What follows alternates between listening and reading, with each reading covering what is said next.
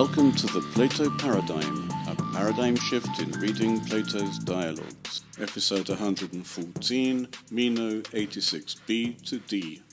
Given that the soul is eternal and has seen everything and therefore knows everything, the person who doesn't know needs only to look into the soul and must be brave enough to do this. Meno is very happy with this idea, and he says that Socrates seems to him to be speaking well, he doesn't know how.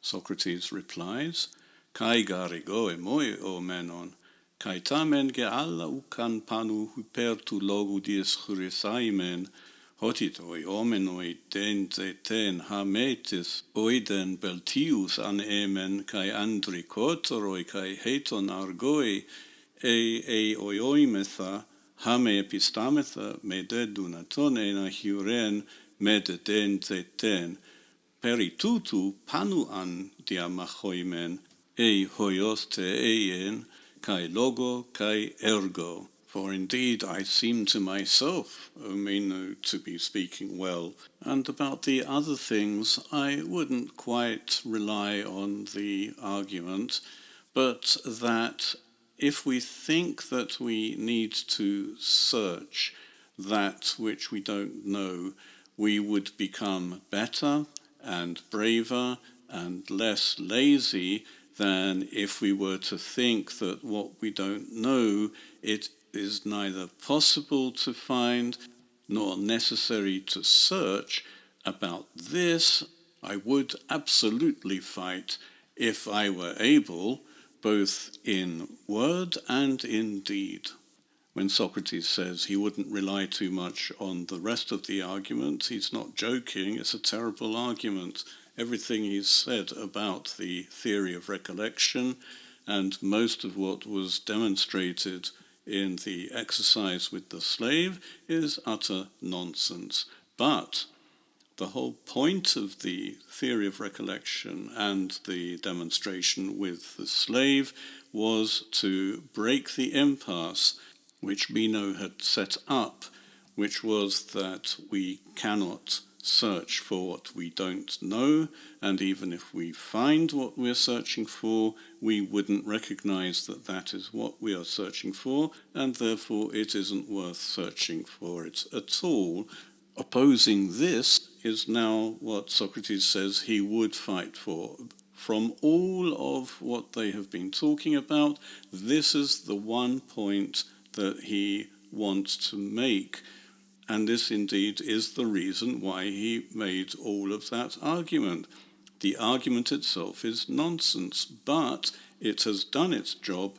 In some way, Meno has been persuaded that it is worth searching. Kai tuto men gedokes moi eulegen, Socrates. This too you seem to be saying well, Socrates. Of course, Socrates would have liked Meno to react to any of the many inconsistencies Socrates had laced the argument with, but failing any such breakthrough on the part of Meno in his ability to think critically, Socrates had aimed at this conclusion that would allow them to carry on the conversation. Of course, the whole discussion on the theory of recollection and the demonstration with the slave was also in itself a continuation of the discussion in which Socrates placed all of those inconsistencies in order to try to get Meno to begin to think critically. And we have no reason to suspect that Socrates will stop doing this in the future, in the rest of the conversation. We should be on the lookout for even more misdirection and blatant errors. These, it seems, are the main reason for the conversation, rather than any answer Socrates might give to the questions Meno asks. In fact, Socrates won't give Meno a chance to ask more questions. He wants Meno to look for virtue, and Socrates is prepared to help him. Boule un epede homono umen hotizete teon perihu metis oiden epicheres omen koine zetein typotestinarete.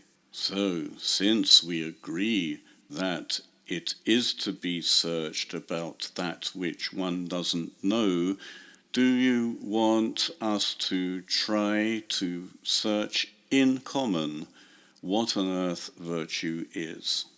Panumen un umentoi, O Socrates. The sentence carries on, but I think we should stop here. Yes, indeed. Actually, no, Socrates. Meno has a technique for not having to bother to do anything, and that is to agree with what Socrates says in the hope that Socrates then carries on talking. But in this case, although he agrees at the beginning, he realizes that then he has to help, and this is one of the strongest backtracking moments we have in a Platonic dialogue. Meno has a better idea. Al ego gekeno anhedista hoper eromen to proton kai skepsaimen kai accusaimi poteron hos didacto onti auto de epicheren hos physe hos tini potetropo parigignomenes tois anthropois thesaretes. But I would rather examine and hear that which I had asked at first, whether we should treat this thing as something taught or as virtue coming to people, either as if by nature or as if by some other way. We should remember that Meno wasn't originally interested in what virtue itself is, and he hasn't been interested in this question throughout the dialogue. His original question was to do with the sort of thing virtue is.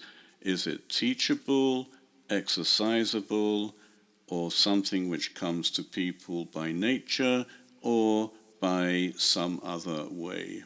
It's interesting that in the present options he has removed the exercisable option, and this underscores the fact that Meno hates exercising. In addition, although he does mention the verb skepto, to examine, he adds to that immediately to hear or to listen. This is what he prefers to do, simply sit back and listen to somebody else speak.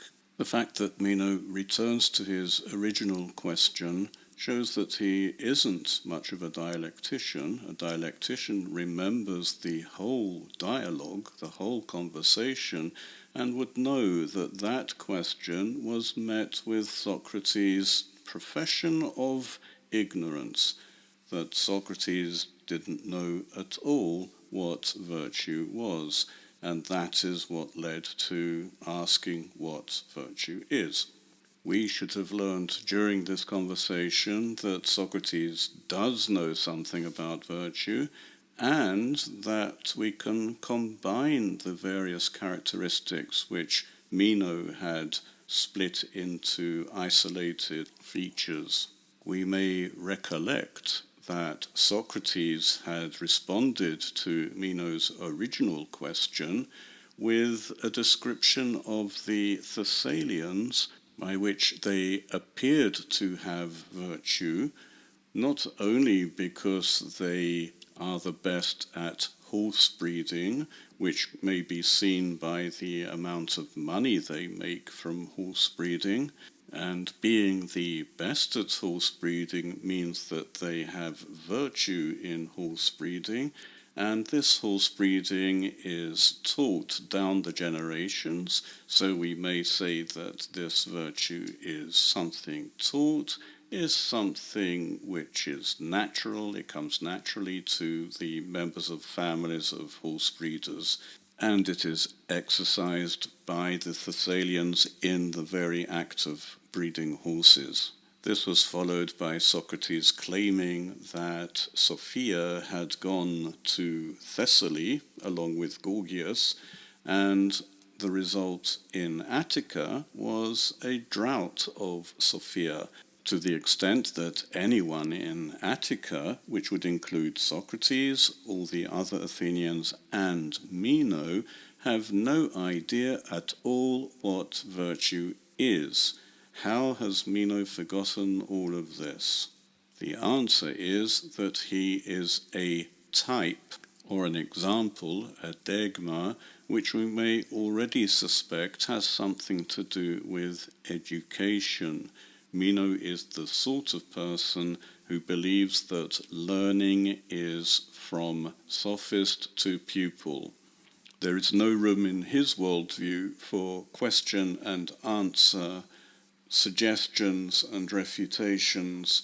All he wants is answers from sophists, from people who know things. And then he can look as though he knows things when he repeats what they say to other people. This is what's on his mind as he now goes back to his original question. He simply wants to know what Socrates chooses as the feature of virtue by which we have virtue. Philosophers tend to miss the point that Meno is not asking how we acquire virtue. He's simply asking what sort of thing virtue is. Is it teachable? This time he's forgotten to ask whether it is exercisable, or is it something which comes to humans by nature or by some other means. Socrates had characterized the person willing to search as someone who would become better and braver and less lazy, which would imply that the person refusing to search is worse, cowardly, and lazy. Since he doesn't seem to be getting through to Meno, Socrates adds another criticism.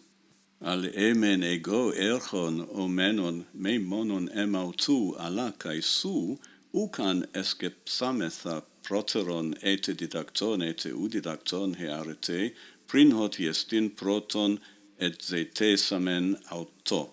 Well, Meno, if I controlled not only myself but also you, we wouldn't examine first whether virtue is something teachable or not teachable before we had searched first what it is. The implication is that Socrates has self-control, but Meno doesn't have self-control. Self-control, sophrosune or enkrateia, is one of the four virtues, along with bravery, which Meno also lacks. Socrates is implying that Meno is morally bad, no matter how good he might appear to the many.